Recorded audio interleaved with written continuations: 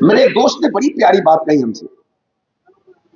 انہوں نے کہا کہ پہلے وہ فیس بک پہ تھے، پھر فیس بک پہ اکاؤنٹ انہوں نے ڈیلیٹ کر دیا. ہم نے کہا کیا ہوا؟ کہ جی بہت زیادہ ٹائم لیتا تو میں نے ڈیلیٹ کر دیا اکاؤنٹ.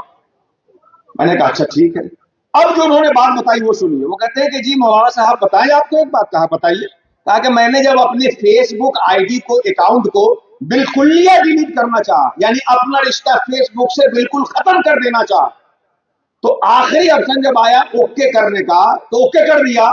پھر ادھر سے ہم کو بتا رہا ہے کہ آپ 1 مہینے کے اندر اس کو ری ایکٹیویٹ کر سکتے ہیں. یعنی آپ نے اپنے سے تو بالکل یہ ختم کر دیا، لیکن آپ کو کمپنی یہ اجازت دیتی ہے، یہ جواز آپ کے لیے رکھتی ہے کہ 1 مہینے کے اندر چاہے تو اس اکاؤنٹ کو پھر ری اوپن کر لیں، پھر سے آپ حاصل کر لیں، تو جو آپ کے تعلقات ہوں گے، جو چیزیں ہوں گی، وہ آپ کو پھر مل جائیں گی.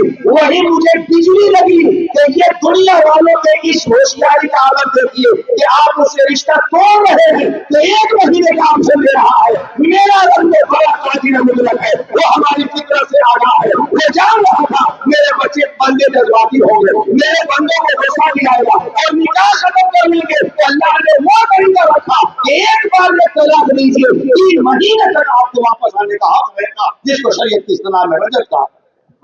لیکن ہماری شریعت سے ناواقفی نے، ہماری جہالت نے، ہماری بےہودہ گیری نے اتنا ہم کو جری کر دیا ہے کہ ہم شریعت سے کتنے دور ہٹ گئے کہ حکومتیں ہمارے خلاف شریعت پہ لانے کے لیے قانون بنا رہی. خدا کے واسطے مسلمانوں، نکاح اور تعلیم جس سے اس مجلس کو نسبت ہے، دونوں سے اپنا رشتہ مضبوط کیجئے.